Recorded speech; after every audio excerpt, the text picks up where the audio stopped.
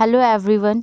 आज मैं आप लोगों को 66 बीपीएससी के प्रिपरेशन करने के लिए बुक लिस्ट बताने जा रही हूँ। वैसे तो क्या होता है कि हम लोग सोचते हैं कि हाँ बीपीएससी करना है चाहे कुछ भी, लेकिन मतलब लैक ऑफ गाइडेंस के कारण बहुत को अपना ड्रीम छोड़ना पड़ता है। बहुत बहुत मेहनत करने के बाद भी रिजल्ट नहीं आता है। तो मैं आप लोगों को आज बुक लिस्ट बताऊँगी, ठीक है।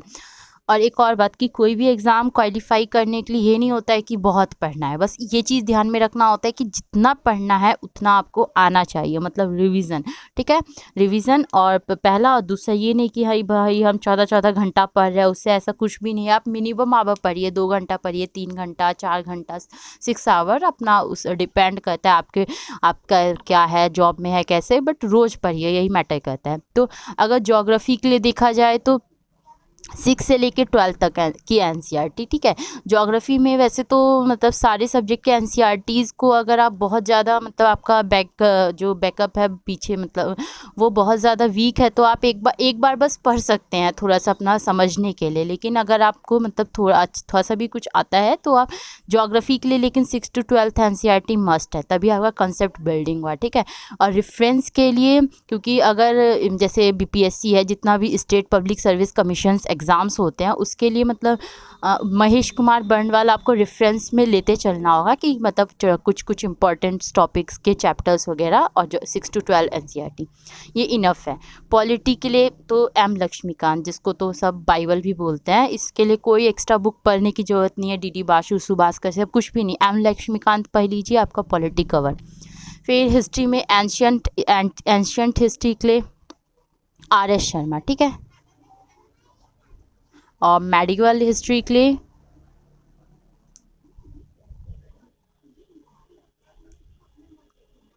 सतीश चंद्र, ठीक है, ये कर लीजिए। नहीं तो आप तमिलनाडु के एनसीईआरटी की बुक पढ़ लीजिए। तमिलनाडु एनसीईआरटी 11th क्लास की जो तमिलनाडु की एनसीईआरटी है, उसको पढ़ लीजिए। ये दोनों में से कोई एक जो आपको वो करे, ठीक है।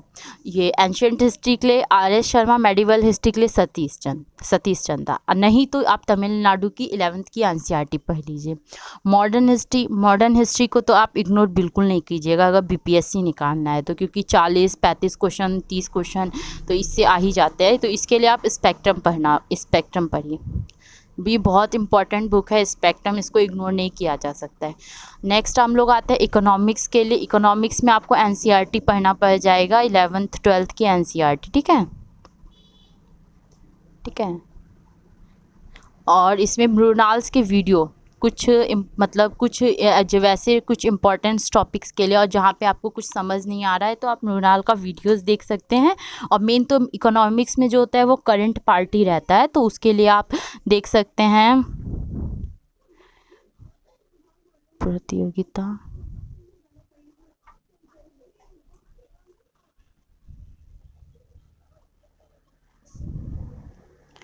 एक्स्ट्रा इशू, ठीक है। इकोनॉमिक्स में जो मेन होता है बेसिक्स के लिए तो 11th 12th की एनसीईआरटी, और सम टॉपिक्स के लिए मृणाल वीडियो। और जो करंट्स के लिए आप प्रतियोगिता दर्पण इकोनॉमिक्स एक्स्ट्रा इशू, और उसके बाद आपको बजट इकोनॉमिक सर्वे सब तो पढ़ना ही पड़ेगा। तो इतना इसके लिए।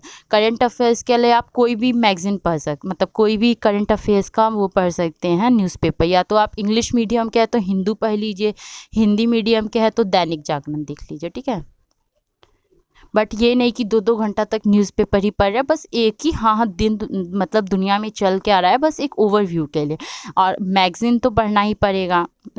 मैगज़ीन में अगर आप इंग्लिश मीडियम है तो सिविल सर्विस क्रॉनिकल्स पढ़ सकते हैं, और हिंदी मीडियम चाहे इंग्लिश मीडियम वाले भी पढ़ सकते हैं प्रतियोगिता दर्पण,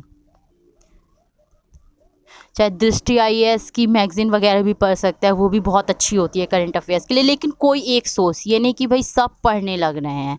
मैं आप लोग को बता सकती हूँ करंट अफेयर्स में न्यूज़पेपर पढ़ लीजिए, इंग्लिश मीडियम के है तो हिंदू, दैनिक जागरण, और कोई करंट अफेयर्स के लिए कोई एक मैगज़ीन, ठीक है। ये नहीं कि सिविल सर्विस क्रॉनिकल्स, प्रतियोगिता दर्पण, फिर ईयर बुक भी देख लिए, सब देख लिए, वैसा नहीं होता है, क्योंकि याद भी तो रहना चाहिए ना। तो आप कोई एक देख लीजिए, या तो सिविल सर्विस क्रॉनिकल्स देख लीजिए, प्रतियोगिता दर्पण, नहीं तो दृष्टि IAS की मैगज़ीन, ठीक है। साइंस के लिए तो मैं आप लोगों को लूसेंट, ठीक है।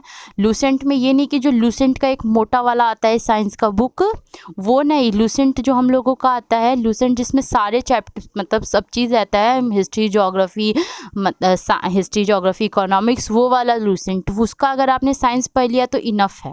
जो क्वेश्चन आते हैं इसी के अंदर से आते हैं, ठीक है। अगर आप पे बहुत ज़्यादा टाइम है तो आप एनसीईआरटी पढ़ सकते हैं साइंस का, नहीं तो लूसेंट इनफ है। और एक बात और ध्यान में रखिएगा, लूसेंट को अगर आपको स्टेट पब्लिक सर्विस मतलब जितनी भी बीपीएससी है, चाहे स्टेट पब्लिक सर्विसेज कमीशंस का एग्ज़ाम है, उसके लिए आपको ये जो लूसेंट का जो बुक है ना, मतलब सारा सब्जेक्ट का, हिस्ट्री ज्योग्राफी इकोनॉमिक पॉलिटी, वो सब सब्जेक्ट के लिए आपको कवर करना है, ठीक है। मतलब सब सब्जेक्ट के लिए आपको ये लूसेंट पढ़ते चलना है साथ बाय साथ, ठीक है।